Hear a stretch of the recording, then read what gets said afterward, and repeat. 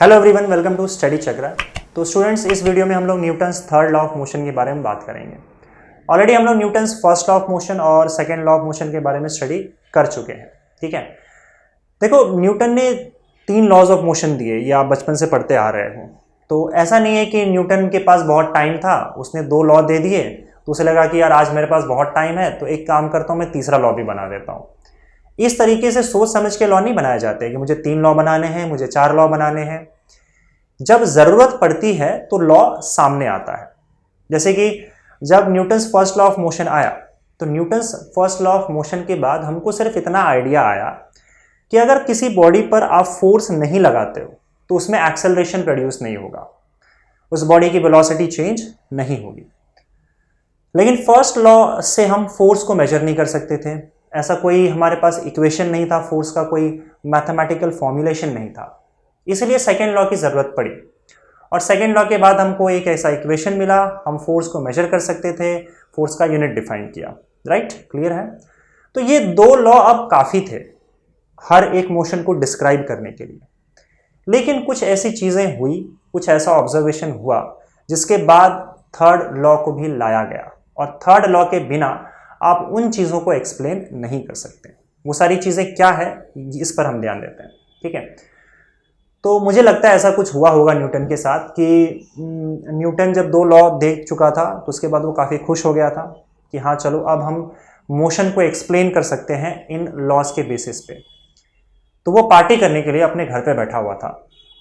ये fabricated story है, मेरी अपनी स्टोरी है, मुझे नहीं मालूम न्यूटन के साथ क्या हुआ, पर मैं अपनी स्टोरी बना के बता रहा हूँ ताकि आपको ये फिजिक्स या फंडा समझ में आए। तो न्यूटन मान लो ऐसे बैठा हुआ था एक वॉल के सामने, अपने दीवार के सामने, और वो एक ऐसे चेयर पे बैठा हुआ था जिस चेयर में पहिया लगा हुआ होता है, जो व्हील्स होता है ना, आप उसको सपोज करो हर जगह मूव कर सकते हो। तो वो किसी ऐसे चेयर पे बैठा हुआ था वॉल के सामने, और वो इतना खुश हुआ, खुशी के मारे उसने वॉल को धक्का मारा, ऐसे जोर से लात मारा, तो उसकी कुर्सी पीछे चली गई।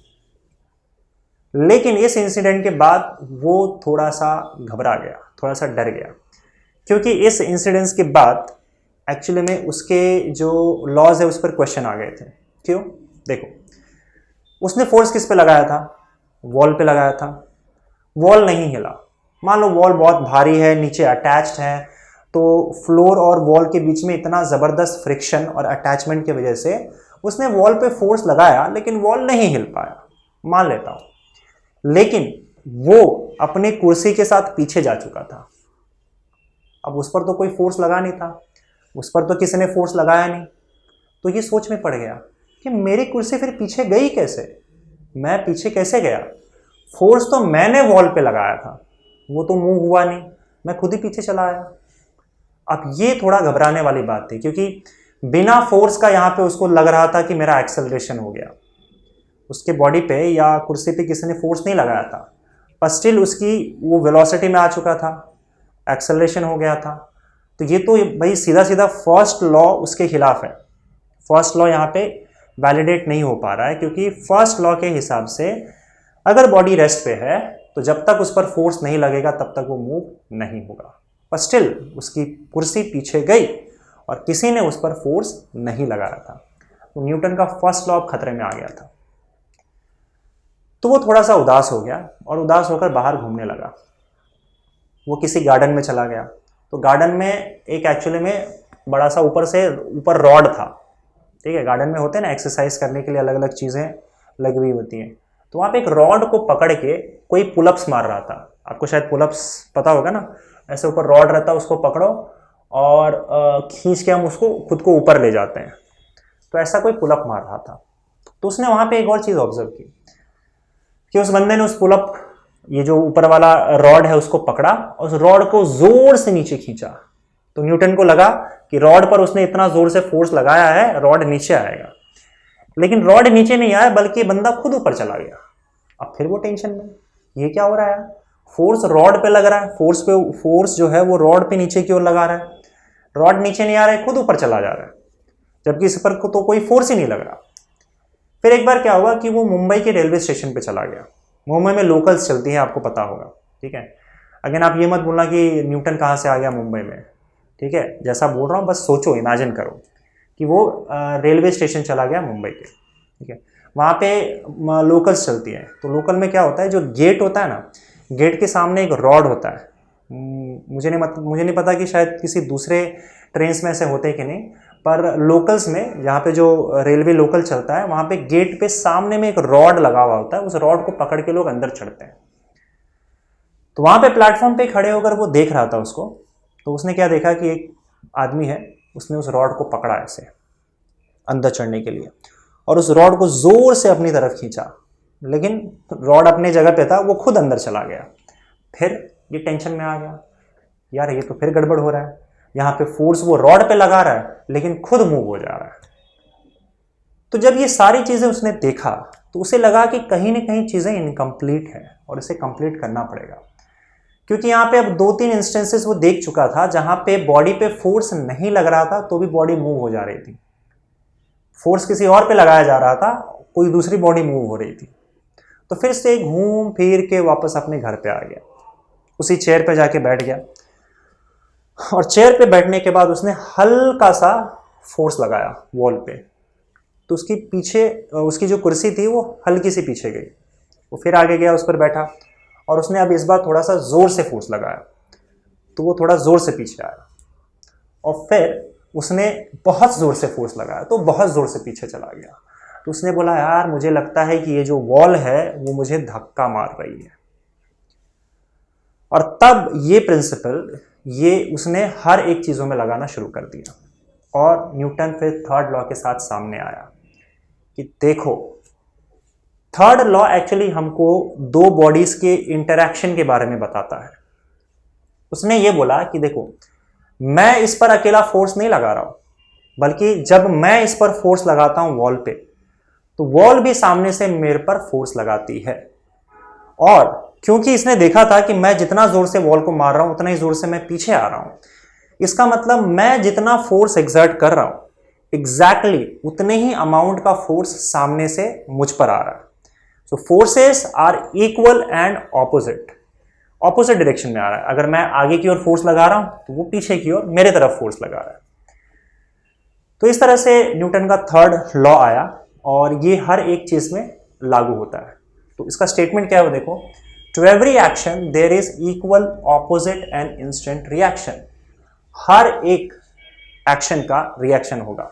अगर मैं किसी बॉडी पर फोर्स लगा रहा हूं तो वो बॉडी भी सामने से एक फोर्स लगाएगी। फोर्स इक्वल होगी और ऑपोजिट, मतलब जितना फोर्स ये बॉडी उस पर लगाएगा उतना ही फोर्स सामने से भी इस बॉडी पर आएगा, इक्वल, और वो ऑपोजिट होगा। एक फोर्स इस डायरेक्शन में तो दूसरा फोर्स ऑपोजिट डायरेक्शन में, और वो इंस्टेंट होगा, मतलब जिस मोमेंट पे आपने फोर्स लगाया उसी मोमेंट पे उसका रिएक्शन फोर्स होगा। मतलब ऐसा नहीं है कि आपने वॉल को मान लो धक्का मार दिया, फिर उसके बाद 2 मिनट के बाद वॉल आपको मारेगा। मतलब आपके मारने के वजह से वॉल सोचेगा, अरे यार इसने तो मुझे मार दिया, अब मैं भी इसको मारूंगा। ऐसा कुछ नहीं होता है, ये इंस्टेंट होता है। मतलब ऐसा समझ लो कि ये दोनों फोर्सेस साथ में लग रहे हैं। आपने मारा, उसने भी उसी टाइम पे मारा है, टाइम लेकर नहीं मारा। So this reaction is instant. To every action there is equal, opposite and instant reaction. जब ये लॉ को हम मानते हैं तो उसके बाद हम सारी चीजों को एक्सप्लेन कर सकते हैं। जैसे कि वॉल का तो मैंने एक्सप्लेन कर ही दिया कि उसके पीछे कुर्सी पीछे क्यों गई, क्योंकि न्यूटन ने जितना फोर्स वॉल पे लगाया था exactly same force opposite direction में वॉल ने भी उस पर लगाया। उस फोर्स की वजह से वो पीछे चला गया। मिल गया एक्सप्लेनेशन। अच्छा, अब उस गार्डन में चलते हैं। उस गार्डन में क्या किया, वो जो ऊपर रॉड लटका हुआ था, ठीक है, उसको इसने पुल किया आदमी ने। तो रॉड को जितने जोर से नीचे पुल किया गया, रॉड ने भी उतना ही फोर्स उस आदमी पे ऊपर की ओर लगाया, क्योंकि अगर वो नीचे की ओर लगाएगा तो ऑपोजिट रिएक्शन होगा। रॉड क्या करेगा, उस पर उतना ही फोर्स ऊपर लगाएगा, उस फोर्स से वो ऊपर चला गया। समझ में आ रही है बात? इसका मतलब उस आदमी पे भी ऊपर की ओर फोर्स लगा था और उस रॉड ने वो फोर्स लगाया था। उसी तरीके से अगर मैं ट्रेन की बात करूं, जैसे लोकल की बात करूं, तो लोकल में आपको बताया था कि सामने गेट पर एक डंडा लगा रहता है। उस डंडे को पकड़ के आदमी ने जैसे ही अपने तरफ खींचा, उतना ही फोर्स उस डंडे ने भी उस आदमी पर लगाया ऑपोजिट डायरेक्शन में। उस फोर्स की वजह से वो अंदर चढ़ गया। समझ में आ रहा है? So to every action there is equal, opposite and instant reaction. और इस रिएक्शन फोर्सेस की वजह से ही बहुत सारी चीज़ें पॉसिबल होती हैं। जैसे आपको मैं बता दूं कि आप जब वॉक करते हो, चलते हो, तो चलने के टाइम में इसी एक्शन रिएक्शन का जो चक्कर है वहाँ पे होता है। हम लोग आगे कैसे चलते बताओ? कौन सा ऐसा फोर्स है जो हमको आगे ले जाती है? मान लो मैं चल रहा हूँ, तो क्या करता हूँ मैं बेसिकली चलने के टाइम पे जो अपना ग्राउंड है उस ग्राउंड को पीछे की ओर धक्का मारता हूँ, पीछे पुश करता हूँ। तो ग्राउंड को मैंने पीछे पुश किया तो ग्राउंड क्या करेगी? ऑपोजिट रिएक्शन, आगे की ओर मुझे पुश करेगी, और उसी पुश के वजह से मैं आगे की ओर चल पाता हूँ। आप ये कभी नहीं कर सकते कि आप बिना ग्राउंड को पुश किए आगे बढ़ जाओ, वो नहीं हो पाएगा। देखो आप ट्राई भी कर सकते हो, जैसे दोनों पैर है आपके, सीधा एक पैर को सीधे उठाओ ऐसे और आगे रख दो, और उसके बाद दूसरे पैर को भी जब सीधे उठाओगे तो आप नीचे गिर जाओगे ना। जब हम व्हेन वी लीन फॉरवर्ड, जैसे हम आगे आते हैं, इसका मतलब हम धरती को, ग्राउंड को पीछे पुश कर चुके हैं, तो वो हमको भी आगे पुश कर देती है, और उसी पुश के वजह से हम आगे बढ़ पाते हैं। और भी कई एग्जांपल है, जैसे आपको पता है कि मछलियां पानी में तैरती हैं, Newton's third law of motion वहां पे हमको साफ साफ दिख जाता है। मछलियां पानी में क्या करती है? अपने फिन्स का यूज करके पानी को पीछे धकेलती है, तो पानी उतने ही फोर्स से आगे धकेलता है मछली को। ठीक है, उसी तरह से जो नाव चलाया जाता है, बोट चलाया जाता है, तो पतवार जो होता है उसके अंदर उनके पास डंडा होता है, वो डंडे से क्या करता है? पानी को पीछे धकेलता है, तो पानी क्या करता है? बोट को उतने ही फोर्स से आगे धकेलता है। अगेन यहाँ पे एक्शन का रिएक्शन होता है। तो ये सारे एग्जाम्पल थे जहां पे Newton's third law of motion आपको क्लियरली दिख जाता है। ठीक है, Newton's third law of motion की कुछ इंपॉर्टेंस है, वो इंपॉर्टेंस पे ध्यान देते हैं। पहला चीज कि forces always occur in pair. Force हमेशा पेयर में होता है, एक अकेला फोर्स पॉसिबल नहीं है। हाँ, एक और चीज देखो, यहां पे जो एक्शन रिएक्शन का वर्ड का मतलब है, to every action there is equal and opposite and instant reaction. Action और reaction they are nothing but forces. ये फोर्स के लिए यूज किया गया है, इसका कोई आप लिटरल मीनिंग मत लेना, क्योंकि कई बार क्या होता है कि ये इतने कॉमन वर्ड्स यहाँ पे यूज किए गए इस लॉ में कि लोगों को कंफ्यूजन हो जाता है कि हर एक्शन का इक्वल ऑपोजिट रिएक्शन होता है। पर यहाँ पे एक्शन और रिएक्शन वर्ड का मतलब फोर्स है, ना कि कोई दूसरा मीनिंग है। मतलब ये मत समझना कि अगर आपने किसी को एक थप्पड़ मारा तो वो भी इक्वल एंड ऑपोजिट रिएक्शन देगा और आपको एक ही थप्पड़ मारेगा, ये गलती मत करना। और इस बात की कोई गारंटी नहीं है, और ना ही न्यूटन इस लॉ से उस बात की गारंटी लेता है। इस एक्शन का इक्वल ऑपोजिट और इंस्टेंट रिएक्शन हो ये जरूरी नहीं है। आप एक थप्पड़ मारो, हो सकता है वो आपको 4 थप्पड़ मारे, हो सकता है लात से मार दे, कूट दे, पीट दे, या फिर अगर वो गांधीवादी होगा तो हो सकता है वो दूसरा गाल आगे कर दे, आपको थप्पड़ ही ना मारे। तो ये जरूरी नहीं है कि इस केस में ऐसा हो। यहां पे फोर्सेस के लिए ये चीज यूज किया गया है, ये जो एक्शन और रिएक्शन वर्ड है। मतलब ऐसा समझो कि अगर सपोज करो एक बॉडी ए है और बॉडी बी है, बॉडी ए अगर बॉडी बी पर कुछ फोर्स लगा रही है तो सेम एग्जैक्टली ऑपोजिट फोर्स उसी मैग्नीट्यूड का बी भी ए पर एग्जर्ट करेगी। दोनों एक दूसरे पर एक ही टाइम पे सेम फोर्स एग्जर्ट करेंगे। अब ये बड़ी इंटरेस्टिंग चीज है। क्यों इंटरेस्टिंग है? देखो यहाँ पे, क्योंकि इससे हमको पता चलता है कि फोर्स जो है वो दो बॉडीज के बीच का इंटरैक्शन है। अब जैसे दो बॉडी है, मान लो दोनों एक दूसरे पर फोर्स लगा रही है, एक अकेला बॉडी कुछ नहीं कर सकती है। अगर मुझे फोर्स लगाना है एक बॉडी पे तो दूसरा बॉडी के साथ उसको इंटरैक्ट करना पड़ेगा, तो ये बॉडी इस बॉडी पर फोर्स लगाएगी। अब जब दोनों बॉडी एक दूसरे के साथ इंटरैक्ट कर रहे हैं तो फिर ऐसे कैसे मैं मानूं कि सिर्फ ये बॉडी इस पर फोर्स लगा रहा है? जब इंटरैक्शन दोनों कर रहे हैं, इंटरैक्शन मतलब दोनों का इंटरैक्शन होगा, तो अगर ये इस पर फोर्स लगा रहा है तो ऑब्वियस सी बात है कि ये भी इस पर फोर्स लगा रहा है। तो दोनों बॉडी एक साथ एक दूसरे पर फोर्स एक्सर्ट करती है। मतलब ये पॉसिबल नहीं है कि एक फोर्स अकेला किसी पर लगा जाए और उस पर कोई फोर्स ना लगे। फोर्स हमेशा पेयर में होगा, जोड़ी में होगा, और एक साथ लगेंगे, दोनों ने एक दूसरे पर फोर्स लगा दिया है। समझ में आ रही है चीज? तो इसका मतलब forces always occur in pair, वो हमेशा जोड़ी में होगी। आप एक अकेला सिंगल फोर्स आपको कहीं नहीं मिलेगा, क्योंकि दो बॉडीज के इंटरैक्शन के वजह से फोर्स होता है, तो फोर्स ऑटोमेटिकली दोनों एक दूसरे बॉडी पर एक्सर्ट करेगी। तो एक बॉडी दूसरे पर फोर्स एक्सर्ट कर रही है, उसी टाइम पे दूसरा भी कर रही होती है इस बॉडी पे। दूसरी बात ये कि यहां पे एक्शन रिएक्शन हम डिफाइन नहीं कर सकते कि हाँ ये फोर्स एक्शन का है और ये दूसरा वाला फोर्स हम इसको रिएक्शन बोलेंगे। आप उन दोनों फोर्स में से किसी भी फोर्स को एक्शन बोल सकते हो और किसी को भी रिएक्शन, क्योंकि अभी यहां पे हमने कहा कि ये दो बॉडीज का इंटरैक्शन है, ठीक है। तो अगर आप सपोज करो मोबाइल वाला फोर्स जो है, मोबाइल जो इस पर फोर्स एक्सर्ट कर रहा है, इसको एक्शन बोल रहे हो, तो मार्कर वाला जो फोर्स होगा वो रिएक्शन होगा। या फिर आप ऐसे भी बोल सकते हो कि मार्कर वाला फोर्स ये एक्शन है, तो फिर मोबाइल वाला फोर्स रिएक्शन हो जाएगा। दोनों फोर्स में से किसी को भी आप एक्शन बोल सकते हो और दूसरा फोर्स वो रिएक्शन हो जाएगा, ठीक है। ये चीज क्लियर है? सो पहला इंपॉर्टेंट चीज, forces always occur in pair, और एक्शन रिएक्शन फिक्स नहीं होता। कोई भी एक फोर्स एक्शन होगा तो दूसरा अपने आप रिएक्शन हो जाएगा। दूसरी चीज, ये हमेशा इंस्टेंट होता है। Action reaction force is instant. ये मैं ऑलरेडी बता चुका हूं आपको कि उसी टाइम पे लगता है, या फिर एक्शन और रिएक्शन फोर्स जो है वो एक साथ लगता है, टाइम गैप नहीं होता है। तो इसमें कई बार लोगों को क्या लगता है कि मैंने एक फोर्स लगाया, उसकी वजह से दूसरा फोर्स वापस आया।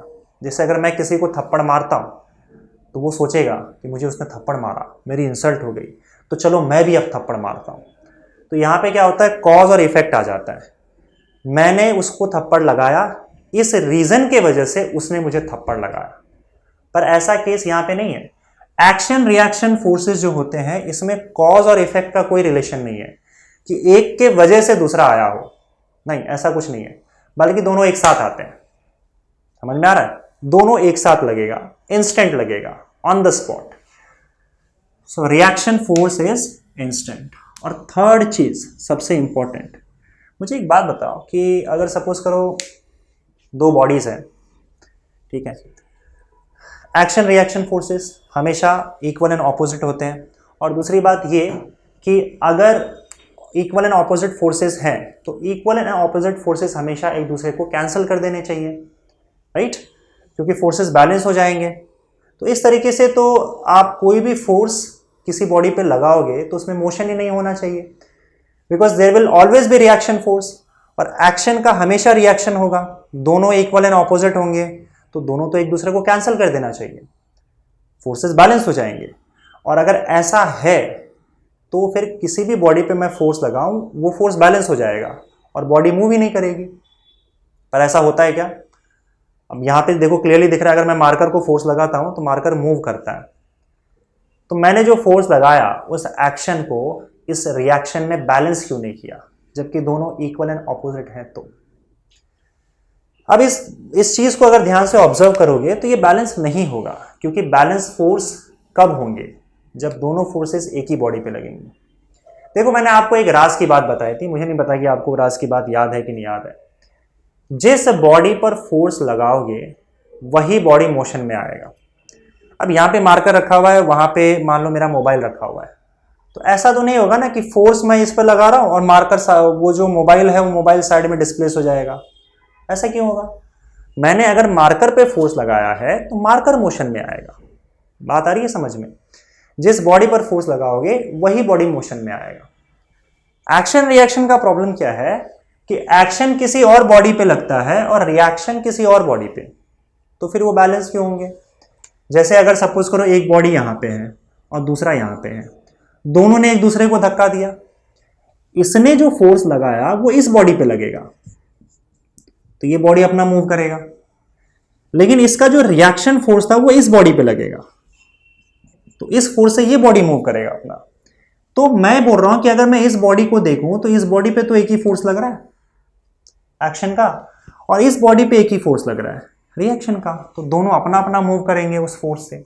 बात आ रही है समझ में? इन दोनों फोर्सेस को मैं बैलेंस कब बोलता, जब दोनों फोर्सेस एक ही बॉडी पे लगते हैं, यहां से, तब ये दोनों फोर्सेस बैलेंस हो जाते हैं और मैं तब बोलता कि ये बॉडी रेस्ट पे ही होगा, मूव नहीं करेगा। इसीलिए एक्शन रिएक्शन फोर्सेस एक दूसरे को कभी कैंसल आउट नहीं करते हैं, कभी बैलेंस नहीं करते हैं, क्योंकि दोनों हमेशा अलग बॉडीज पे लगते हैं। They act on different bodies. मैं अगर वॉल को मार रहा हूं तो मेरा फोर्स वॉल को लगेगा, लेकिन वॉल वाला फोर्स मुझे लगेगा। तो मुझ पे तो एक ही फोर्स लग रहा है, मैं उस हिसाब से पीछे मूव कर जाऊंगा, जैसे न्यूटन की कुर्सी हुई थी और न्यूटन वाला फोर्स वॉल पे लगा था, तो उसका असर वॉल पे होगा। So action reaction forces do not cancel each other because they act on different bodies. ठीक है? So action reaction forces do not cancel each other because